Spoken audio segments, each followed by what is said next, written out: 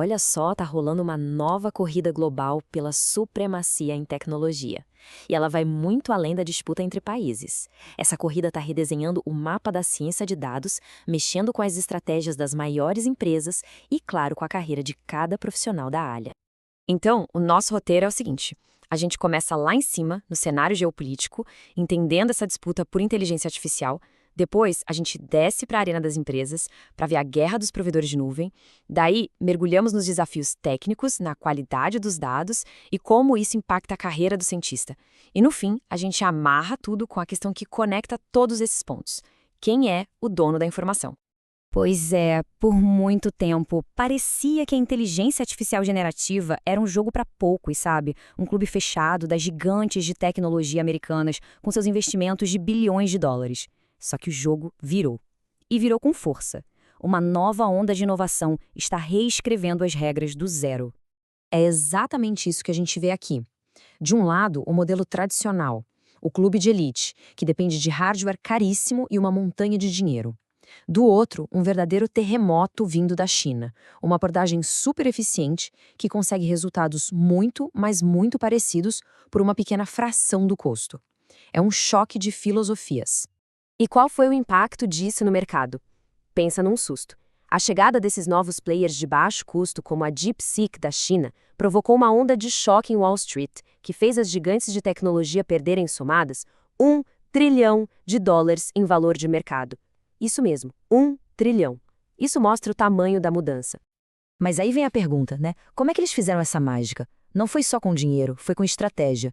Em vez de construir um único modelo gigante e caríssimo, eles apostaram em arquiteturas mais espertas, como a Mixture of Experts, que é como ter um time de especialistas menores em vez de um único generalista.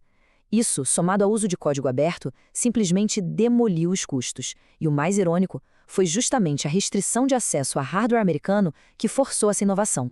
E claro, essa briga de gigantes não fica só lá no mundo dos algoritmos, não. Ela desce para o chão de fábrica da tecnologia, para a infraestrutura onde tudo isso acontece. As plataformas de nuvem viraram um verdadeiro campo de batalha, e agora toda empresa precisa escolher de que lado vai lutar. E aqui a escolha é totalmente estratégica. A Microsoft, com a Azure, fez uma aposta de tudo ou nada na sua parceria com a OpenAI, integrando o GPT-4 em todo o seu ecossistema. Já o Google decidiu jogar em casa, focando nos seus próprios modelos super avançados, como o Gemini. E a AWS da Amazon. Ela se posicionou como uma espécie de shopping center de modelos, um lugar neutro onde o cliente tem total liberdade de escolha. A decisão que uma empresa toma aqui define toda a sua estratégia de IA para os próximos anos. Só que tem um detalhe. De que adianta ter um motor de Fórmula 1 dos modelos de IA se o combustível é, digamos, de péssima qualidade? No fim das contas, todos esses sistemas, não importa quão sofisticados, dependem de uma única coisa: dados. E se não houver um cuidado extremo, o que deveria ser um oceano de oportunidades vira um pântano onde ninguém consegue navegar. É exatamente o que o professor Mário Osvaldo Gomes da Silva alerta aqui. A ideia de data lake, um lago de dados, é linda, né? Mas a realidade é que sem uma estratégia firme, ele vira um pântano de dados rapidinho. E o que isso quer dizer na prática? Simples, projetos de IA que custaram uma fortuna e que simplesmente não funcionam porque foram alimentados com informação ruim. O controle da qualidade dos dados virou a chave do sucesso. Então, para não deixar a coisa afundar no pântano, a solução é construir uma base sólida, com 4 pilares. O pilar funcional é o motor da coisa, o que limpa, organiza e arruma os dados.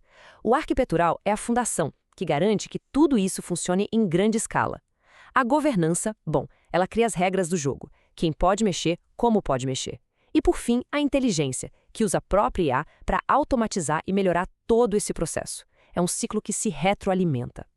E toda essa reviravolta que vai da geopolítica até a limpeza de uma base de dados está forçando uma evolução, uma mutação quase, no perfil do profissional que está no centro disso tudo: o cientista de dados. Hoje, ser um gênio técnico já não é mais suficiente. A diferença aqui é brutal. É uma mudança de mentalidade. Os cientistas de dados do passado focavam em responder o quê? O que os dados estão me mostrando?